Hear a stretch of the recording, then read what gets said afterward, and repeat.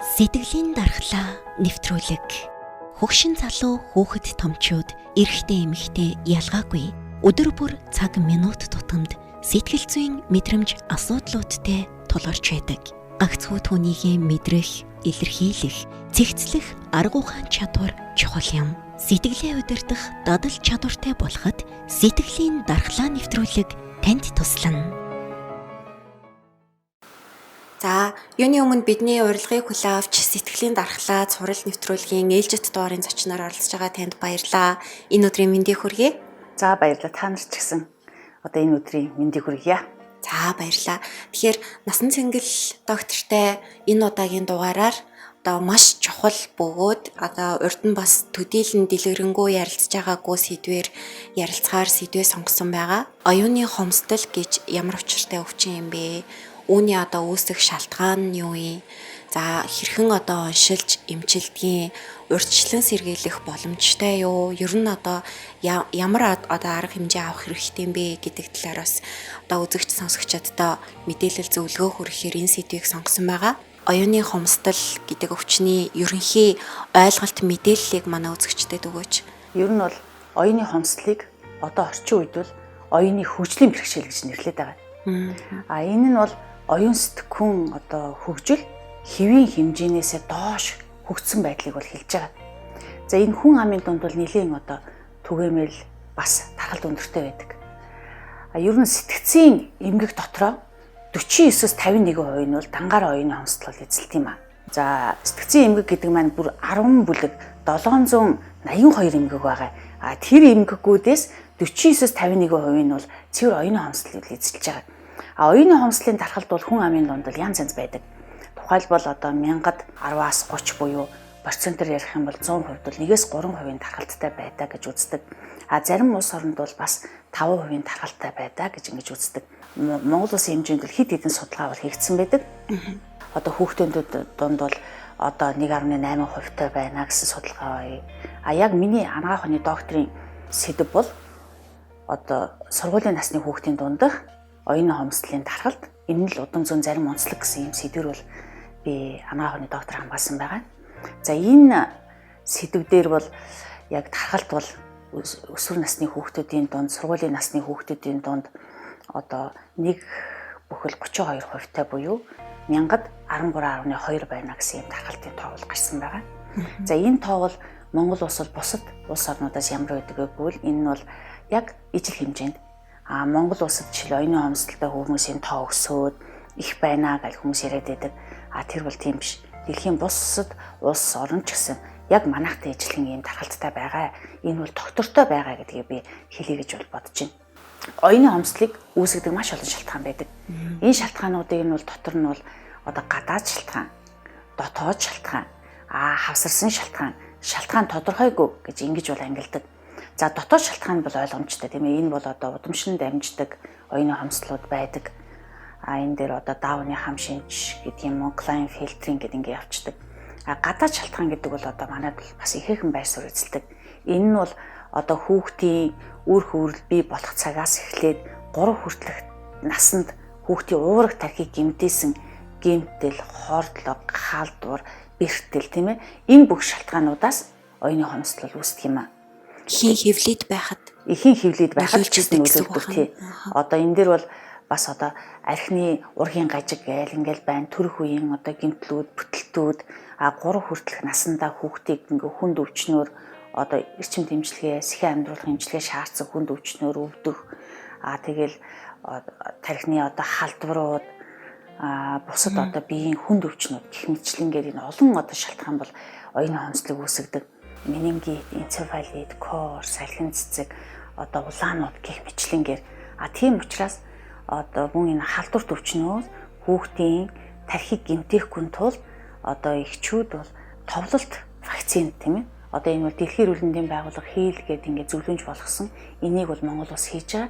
Энэ вакцинд одоо хамрагдана гэдэг маань бас энэ хүүхдийг ямар нэгэн халдварт өвчнөд тусах энэс хүндрэхээс урьдсан сэргийлж байгаа дэлхийн нийтийн хамгийн нотлохоон суурилсан том тусламж үйлчилгээ юм аа. Ер нь бол оюуны хомсдлыг үүсгэдэг 1000 гаруй шалтгаан байдаг гэж ингэж үздэг. Гэхдээ манай улсын хувийн тухайд бол гадаад шалтгаантай оюуны хомсдол илүү давмгай байр эзэлдэг бол өндөр хөгжилтэй оронд бол удмын буюу дотоод шалтгаантай нь илүү давмгай байр суурь эзэлдэг. Хүүхэд одоо бүрэлдэх явцад за төрсний дараах таны саяны нэрлдэг эдгээр шалтгаанууд нэгсэндээ удамшлын бус буюу гадаад шалтгаан болоод байна тий. Тийм.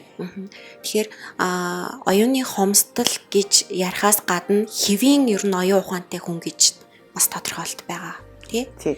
Алийг нь яагаад оюуны хомсдол гэж үзээд алийг нь хэвийн гэж үзэж байгааг та хэлж өгөөч. Тийм. Оюуны хөгжлийн бэрхшээлийг дотор нь оюуны коэффициентаар энийг бол одоо хүнд, хөнгөн, хүндөвтөр эдрийг бол ангилдаг. Гүнзгий оюуны хомсдол оюуны коэффициент бол 0-19 байдаг. Хүнд нь бол 20-с 34, хүндөвтөр нь бол 35-аас 49, хөнгөн оюуны хомсдол бол 50-аас 69 хооронд бол байдаг юм а. Эрүүл хүний оюуны коэффициент бол 80-аас 120 бол байдаг. Тэгэхээр энийг тодорхойлоход бол одоо IQ-г тодорхойлдог одоо тестээр энийг бол оншилдог юм а гэдгийг бол хэлье гэж бодож байна.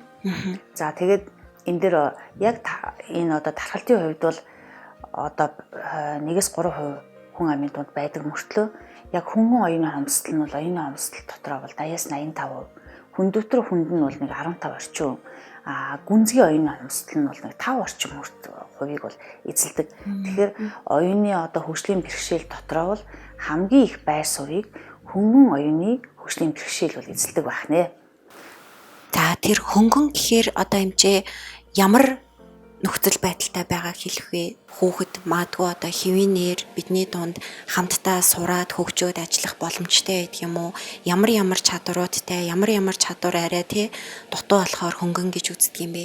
Ялгааг нь тайлж өгөөч. Ер нь оюун сэтгүүн одоо яг энэ одоо хөгжлийн бэрхшээлийг бол олон одоо оюун сэтгүүн чадваруудаар тодорхойлдог юм.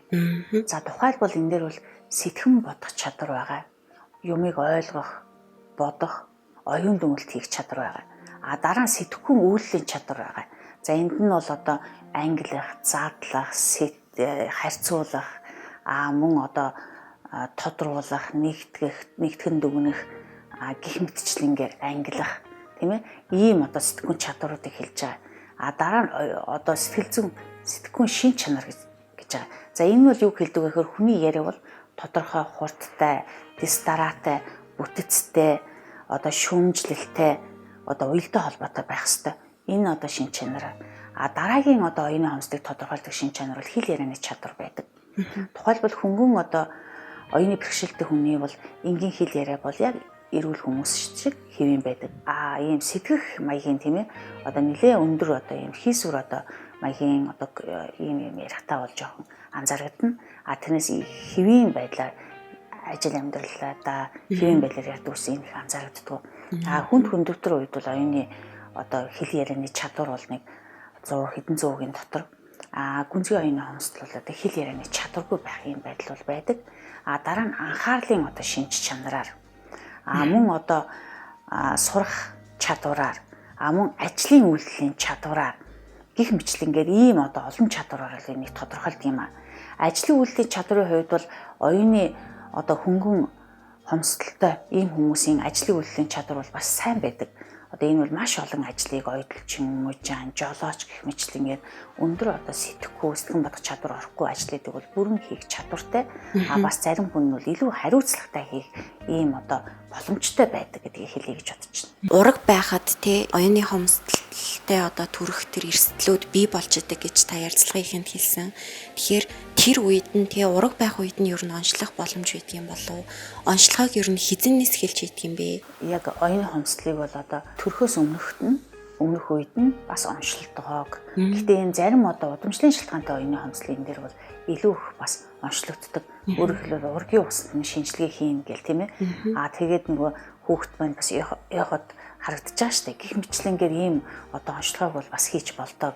Бага наснд нь ч юм уу те миний хүүхэд арай ингээд хөгжлийн хоцрогдолтой байна уу да анхаарах хэрэгтэй болов мэрэгчлийн үнээс зөвлөгөө авах хэрэгтэй болов гэдгийг ер нь ямар одоо шинж тэмдгүүдээр ер нь мэдчих болох юм. Одоо ингээл жижигхэн зүйлийг ярьчихаар нөгөө эцэг эхүүд минь бас санаа зовдөг штэ.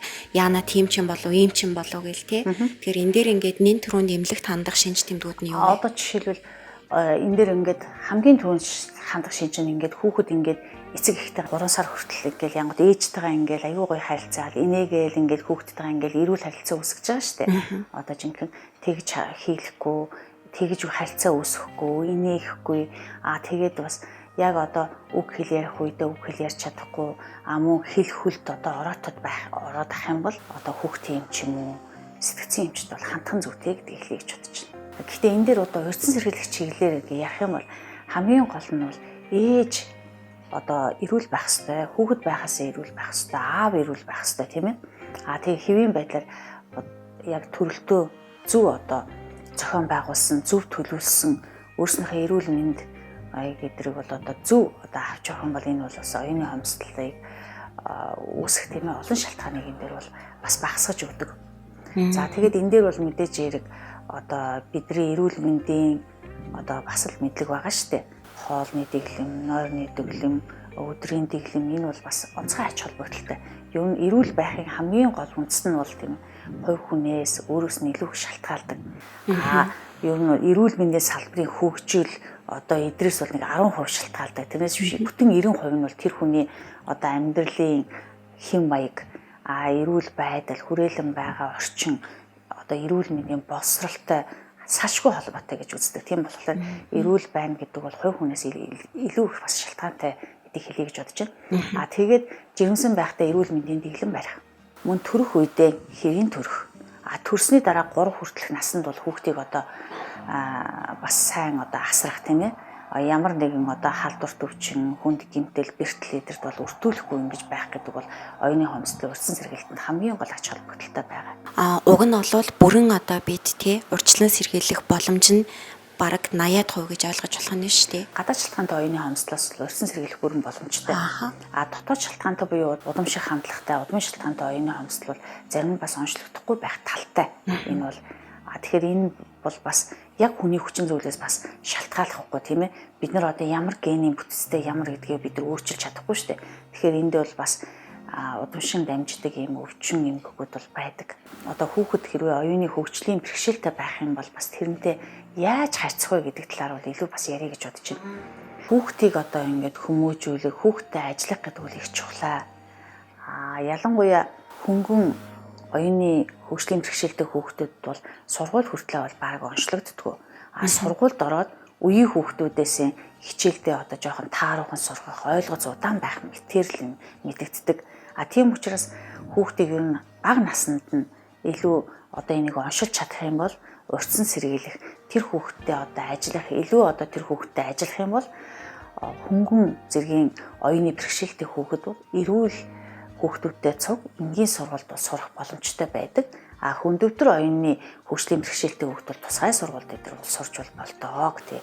Тэгээ энэ дэр ээж хүүхдтэйгээ яаж харьцах вэ гэдэг дээр бас жаахан яриа гэж бодож байна л да. Яг гэх юм бол одоо их хүүхэд хоёр хоорондоо одоо хүн холбоотой гэж хэлдэг тийм ээ. Ээжэд ингээд хүүхдээ мэдрэх одоо эхийн одоо ийм материнский чувство гэж хэлдэг тийм одоо мэдрэх тархинд нь хүртэл одоо холбоос эдэр бол үүссэн байдаг. Тийм учраас ээж хүүхэд хоёрын одоо харилцаа бол энэ дэр бол одоо хамгийн чухал байгаа. За энэ дэр монголчууд нэг сайхан зүйц зүгөөдөг. Тэр бол яадаг бол оюуны хөгжлийн бэрхшээлтэй хүүхдийг зөв харилцаатай болгоно гэдэг бол хамгийн чухал байдаг. Хүнтэй мэдлдэг, өөрийгөө илэрхийлдэг, өөрийгөө бас яах их хүснээ хүнд илэрхийлждэг, хүнийг хүндэтгдэг тийм ээ. Ийм одоо харилцааны чадвар хамгийн чухал байгаа. Хоёрдугаарт нь бас өөрийгөө хасрах чадвар байгаа. Мөн одоо өөрийгөө одоо ингээд бас амьдрал ахуйд өөрийгөө авч явах тийм ээ. Өдөр тутмын одоо дэглэмийг барих, одоо хоолой хийх, за тэгэл өөрийгөө одоо хасрах ийм амьдралын хөвшлүүд бол хүүхдэд сургах бол заашгүй шаардлагатай байгаа. Тэгэхээр энэ дээр ямар наснд нь илүү ямар чадвар одоо бий болдог вэ гэдэг дээр би бас ярьчих гэж бодож байна л да. Тухайлбал одоо хүүхдийг одоо 5 нас хүртэл бол хамгийн чухал үе гэж хэлдэг. За хүүхдийг 0-оос 18 сарыг одоо нялх үе гэж хэлдэг.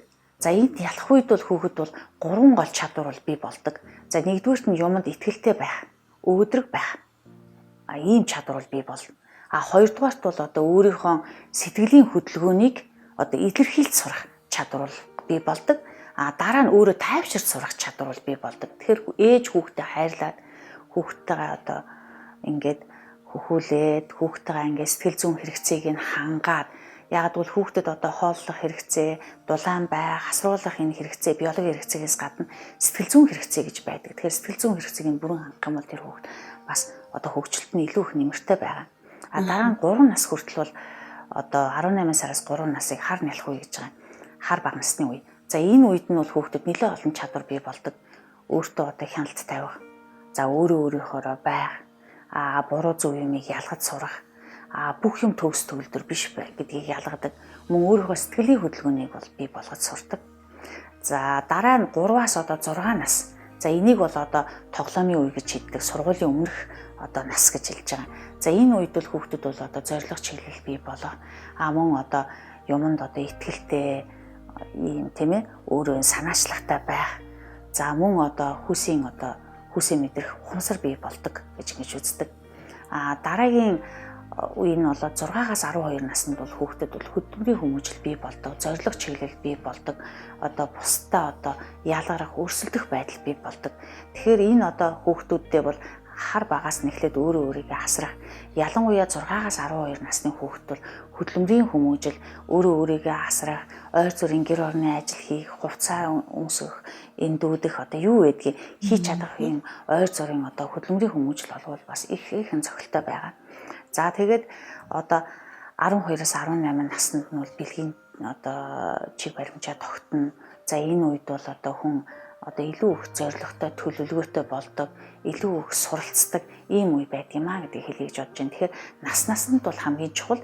Энэ дундаа бол 0-оос 5 наснд бол их ялангуяа одоо гэр бүл, ээж аав эднэр бол бас нөлөөлөх юм бол оюуны хомсдолтой, хөгжлийн бэрхшээлтэй хүүхдүүдийн харилцаа, за тэгээд өөрийгөө авч явах, ахуйн дадал бий болох эднэрт бол онцгой ач холбогдолтой үе гэдгийг хэлье гэж бодож байна. Нөгөө талаараа таны би нөгөө судалгааны материалыг бас харж байлаа. Тэгээд тэрэн дээр эхийн сэтгэл зүйн байдал бас их нөлөөлдөг гэсэн байсан. Тийм. Энэ дээр ерөнхийдөө бид хэд хэдэн улсын хэмжээний том судалгаа бол хийсэн л дээ. Жишээлбэл одоо зохилон тохиолдох сэтгцийн эмийн тархалтын судалгаа байна. Энэ бол одоо 2019 оны судалгаа. За мөн одоо хүүхдийн сэтгэл хөдлөл зан үлийн эмгийн судалгаа бас 19 онд хийгдсэн. За мөн 2022 онд бол бид нар жирэмсэн ээжийн сэтгэл готролын тархалтын судалгаа хийсэн. Жирэмсэн ээжүүдийн дунд сэтгэл готрол 15.9% байна гэсэн энэ дүн гарсан. Мөн одоо төрсний дараах ээжүүдийн одоо сэтгэл готролын тархалт 20.3% байна гэсэн ийм судалгаа гарсан байна. Тэгэхээр ээж хэрэг сэтгэл готролтой байх юм бол төрж байгаа хүүхэд маш их өвчлөмтгий, сэтгэл готролтой, хэд хөдөлгөөнд анхаарал тутамчлын эмгэгтэй, мөн одоо зан үлийн эмгэг бий болох ийм өслүүд бол бүрддэг. Тийм учраас ээж одоо бас сэтгэл санаагаар тийм ээ одоо хэвийн байх. Тэгээд эрүүл мэнд нь сайн байх. Сэтгцийн үед бол эрүүл байх гэдэг бол онцгой ач холбогдолтой юм байна. Энэ тал дээр бас гэр бүлийнх нь илүү анхаарал тавих хэрэгтэй байх нь шүү дээ. Ер нь бол хүүхдийн одоо энэ зан үйл, сэтгэл хөдлөл, зан үйл бүрэлдэн төвших эднэр гэдэгт бол ээж хамгийн их нөлөөтэй. Мөн одоо бас нөлөөтэй тийм ээ. Одоо яг бол хүний зан үйл бүрэлдэн тогтоод эхлээд ээж аваасаа одоо генотип буюу одоо удмын өвөгдөл авчиж байгаа. Нийгмийн явцад бол ээжийн нөлөө, аавын нөлөө, гэр бүлийн одоо уур амьсгал, харилцаа, тэгээд цэцэрлэг, сургууль, хүрээлэн байгаа орчин тийм ээ. Нийгмийн нөлөө бол одоо энэ дэр бас цахим нөлөө байна. Энэ бүгд бол хүүхдийн одоо зан үйл бүрэлдэн төлөвшөхөд хамгийн чухал ач холбогдолтой байдаа гэдгийг хэлье гэж бодож байна. Ярилцлагын эхэнд та оюуны хомсдол өвчин, ер нь нийт сэтгцийн өвчин эмгэхийн бараг 50% дангаар эзэлдэг гэж хэлсэн тийм. Ер нь оюуны хөгжлийн бэрхшээл буюу оюуны хомсдол эмгэг бол нийт сэтгцийн эмгэг дотроо 49-өөс 51% эзэлдэг. Тэгэхээр сэтгцийн эмгийн тал хувийг нь бол оюуны хомсдол эмгэг бол эзэлдэг. Тэр хүмүүст одоо эрүүл мэндийн тусламж тий нийгмийн харилцаанд орох, ажиллаж амьдрах, сурахад ямар одоо байдалтай байна вэ? Манай улсын хувьд тий. Тэгэхээр энэ хүмүүст үзүүлэх эрүүл мэндийн тусламж үйлчилгээ ямар байдаг вэ? Энэ хүмүүст ямар асуудлууд илүү тулгардаг юм болоо? Тийм дээр ер нь бол улсаас бол яг энэ оюуны хөгжлийн бэрхшээлтэй хүүхдүүдийн эцэг эхэд бол халамж өгж байгаа л да, халамж өгж байгаа. Хүүхдүүд нь насанд хүрээд ирэхлээр бас одоо хөдөлмөр чадвар алдалтыг тогтоогоод сар бүр одоо мөнгө олгодог. За энэ тусламж үйлчилгээ байна. Тэрнээс гадна бас одоо аймагуудад бол цөөхөн Улаанбаатар хотод бол яг энэ оюуны хөгжлийн бэрхшээлтэй хүүхдэд зориулсан 4 том сургууль байдаг штеп. За энэ сургуулиуд бол хүүхдүүд бас сурж байгаа. Тэгээд улсын хэмжээнд бол яг тусламж үйлчилгээ бол мэдээж хэрэг үзүүлж байгаа. Гэхдээ мэдээж хэрэг энэ бол одоо их хүртээмжтэй байна уу бол бас үгүй тийм ээ. Тэгээд шаардлагатай тохиолдолд бол одоо сэтгцийн хэмжээ хяналтанд орно. Одоо тийм ээ төрөөс өнгөө олгодог юм энд хамрагдах боломжтой гэдэг ингээд янз бүрийн чиглэлээр тусламж үйлчилгээ үзүүлж байгаа. Одоо яг энэ хүүхдийг одоо хүмүүжүүлэх, сургах гол ажил бол одоо эцэг эх дээр бол энэ бол одоо үүрэг болж байж байгаа. Одоо энэ хөгжлийн бэрхшээлийг этгээдэг юм гэж бол дэлхийд байхгүй. Энэ хүүхдүүдийг нийгэмшүүлдэг, сургадаг, хөдөлмөрийн одоо зан үйлийг төлөвшүүлдэг энэ хүүхдэд өөрийгөө одоо авч явах чадварыг олгох хэмэл чиглэлээр тусламж үйлчилгээг бол үзүүлдэг. Бусад хүмүүсийн хувьд юу хийж чадах вэ? Та юу гэж зөвлөх вэ? Тэгээ энэ дээр ер нь бол одоо хөнгөн оюуны хөгжлийн бэрхшээлтэй хүүхдүүдийг бол эрүүл хүүхдүүдтэй цуг цэцэрлэгт байлгах тийм ээ. Сургууль сургах бол үүрэгтэй. Ягаад гэвэл эн чинь одоо тэгш одоо босрал гайл ингээл ярьж байна тийм ээ. Ер нь дэлхийн нийтэд ч гэсэн энэ хүүхдүүдийг одоо ялгарлан гадуурхахгүй тэр хүүхдийг ойлгож хүлээн зөвшөөрч ингэж хайцгах шаардлагатай. Ер нь бол оюуны хомсдолгүй улс орн гэж дэлхийд байхгүй. Бүх оюуны хомсдлын тархалт улс орнууд бол бүгдд нь адилхан байж л байгаа. Гэхдээ энэ бол одоо нийгмийн тусламж үйлчилгээ шаардлагатай. Бас одоо хүн амаас энэ хүүхдүүдийг ялгарлан гадуурхахгүй ойлгоод дэмжиж туслаж харилцах ёстой л гэж байна. Энэ бол хамгийн чухал ажил байна. Та бас ингэж ярьж байсан манай улсад бусад улстай харьцуулахад одоо удамшлын хүчин зүйл нь арай бага нөлөөтэй. Гадаад шалтгаан нь болохоор илүү одоо хувийг эзэлж чинь гэсэн тий. Энэ дээр би танаас тодруулж асуух гэсэн. Удамшил гэдэг дээр одоо яг юу нөлөөлөд байна вэ? Бид нар удам зүгээ судлах хэрэгтэй юм уу? Яах хэрэгтэй бол гэдэг дээр. За энэ дээр удамшлын шалтгаантай оюуны хомсдол байдаг. Энэ дээр хоромсоомын одоо өөрчлөлт гажигуд гэж байгаа. Боцын солилцооны өөрчлөлт гэж байгаа тийм ээ. Тэгээд янз янзын юм одоо олон нөлөө бол байдаг юм аа. Тэгээ энийг бол одоо бас бүгдийн 100% бас онцлох бол боломжгүй байдаг. Манай улсын хувьд бол гадаад шалтгаан ялангуяа одоо төрөх үеийн бүтэлтүү, жимсэн үеийн асуудал мөн 3 хүртэлх насны одоо хүүхдийн хүнд өвчин эмгэг гэдэр бол одоо оюуны хөгжлийн бэрхшээлийг үүсгэдэг гол шалтгаан бол гэсэн ийм судалгааны үр дүн гарсан учраас энэ дээр хэлж байгаа. Эрүүл жирэмслэлт гэдэг бол зөвхөн одоо нөгөө эхээс шалтгааллахгүй тий. Та бас аав эрүүл ах хэрэгтэй гэж ярьсан шүү дээ. Эрүүл хүүхэд төрүүлэх төл ээж аав хоёулаа одоо маш их үүрэгтэй. Яг л энэ бол одоо эрүүл байх шаардлагатай. Тухайлбал одоо манай улсын тухайд одоо хамгийн их одоо бас сөрөг одоо юм бол одоо энэ архины хэрэглээ биш үү? Арх. За тэгээд мас урал бодисын хэрэглээ. За арх хэрэглэж байгаа олон жил арх хэрэгсэн үед бол мэдээж хэрэг ургийн одоо гажигуд үүсдэг тийм ээ.